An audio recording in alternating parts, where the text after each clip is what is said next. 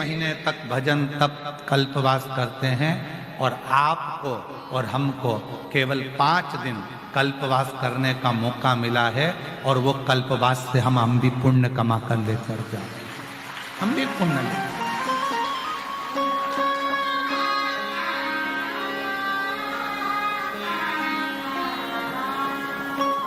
और मेरी जीजियों, कल्पवासी एक तंबू के अंदर, एक टेंट के अंदर रहे होंगे 1 महीना, पर आपने वो कल्पवास करा है कि खुले आसमान में रोड पर सोकर माई गंगा की गोद में संतों के आशीर्वाद से, साधुओं के आशीर्वाद से बैठकर रात निकालकर भगवान की कथा का रसतत्व ग्रहण करते हुए, भगवान की भक्ति को करते हुए अपने ये दिन निकाले अपने दिन।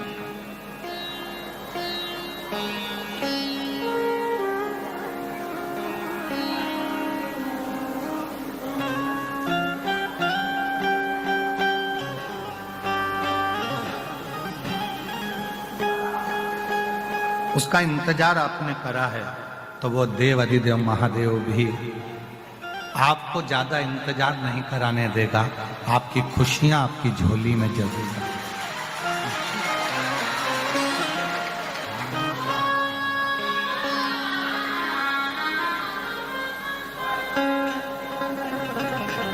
और सुन लो मेरे भोले त्रिपुरारी,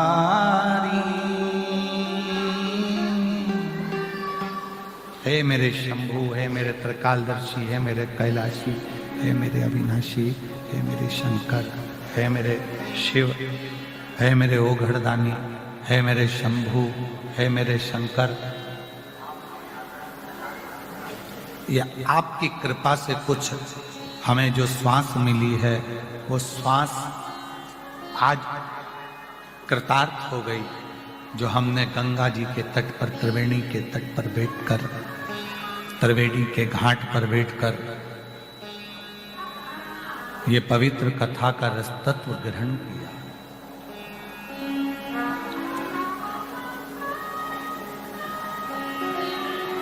और मेरी टूटे ना भजन की लड़ी, भोले जी मैं तो कब से खड़ी, मेरी टूटे ना भजन की लड़ी, भोले जी मैं तो कब से खड़ी। बाबा तेरे दरवाजे पर मैं कितनी देर से प्रतीक्षा कर रही हूँ, कब से इंतजार कर रही हूँ, कब से बाट जो रही हूँ, कब से इंतजार कर रही हूँ। तेरी कृपा, तेरी करुणा, तेरी दया जरूर होगी, ये निश्चित है और होगी। जब माता अंजना जी के गर्भ से संतान नहीं हुई, सालों निकल गए, माता अंजना जी के गर्भ से संतान उत्पन्न नहीं, दुखी हो गई, कहां जाऊं, किससे कहूं कि मुझे औलाद नहीं हो रही है, मुझे संतान नहीं हो रही।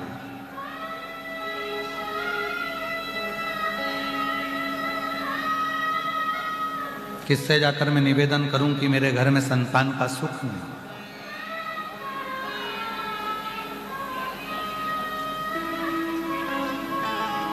और केवल एक नारी होती है जिसको बहुत सुनना पड़ता है। संतान नहीं होती है तो लोग पुरुष को नहीं कहते हैं कि तुम्हारी औलाद नहीं हो रही है। संतान नहीं होती है तो लोग स्त्री को कहते हैं कि ये इसको औलाद नहीं हो रही है, संतान नहीं हो रही है, ये गर्भ से नहीं है, इसकी औलाद नहीं हो रही है, संतान नहीं हो रही है। अपशब्द भी अगर कहे जाते हैं तो केवल स्त्री को कहे जाते हैं।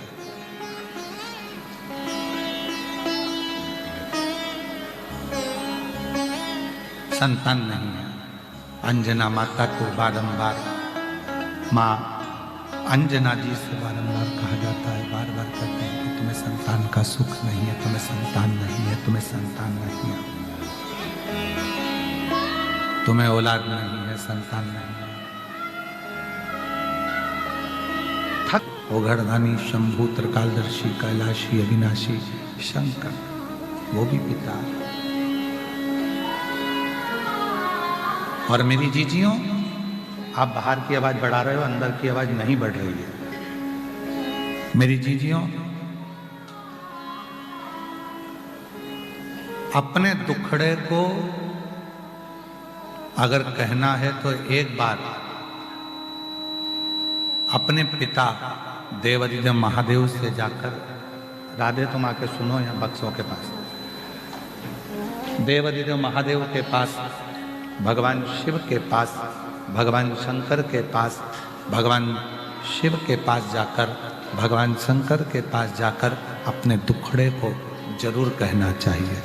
भगवान शिव से अपना दुखड़ा जरूर सुनाना चाहिए, जरूर।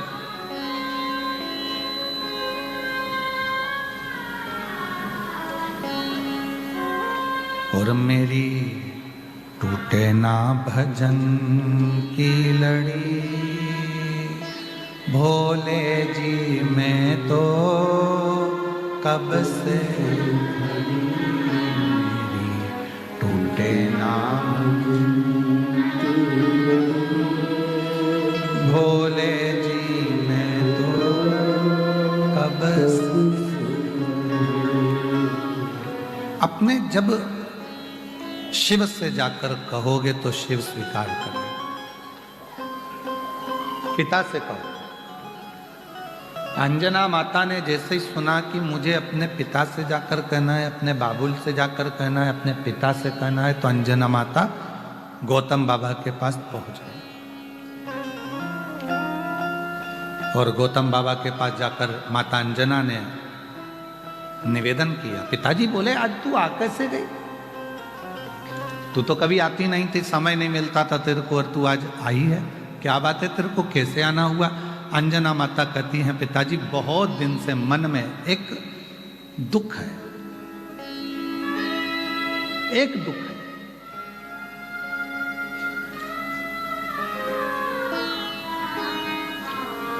पिता जान गए। पिताजी ने कहा, तू अपने मुख से मत कह कि तेरे को क्या दुख है। जब तू आई ना, मैं समझ गया हूं तेरा दुख क्या है। तेरी गोदी में लाल नहीं है, संतान नहीं है, यही दुख है ना।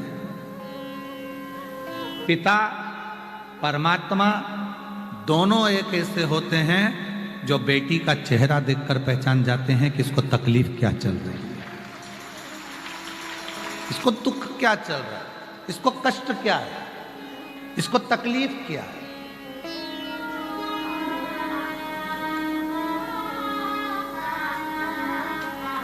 क्या दुख है इसकी जिंदगी में, एक पिता जान जाता है।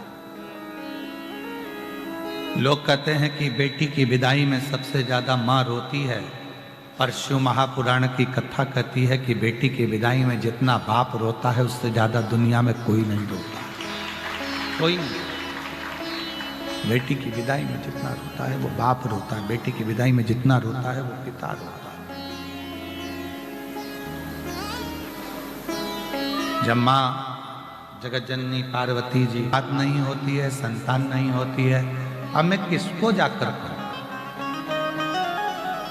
किससे निवेदन करूं, किससे प्रार्थना करूं? तो केसरी बाबा ने कहा, एक बेटी अगर अपना दुखड़ा किसी से कह सकती है तो वो अपने बाप से कह सकती है, अपने पिता से कह सकती है।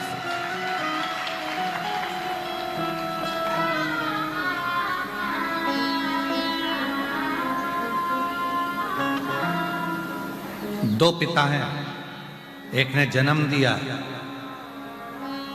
और दूसरे ने पालन किया।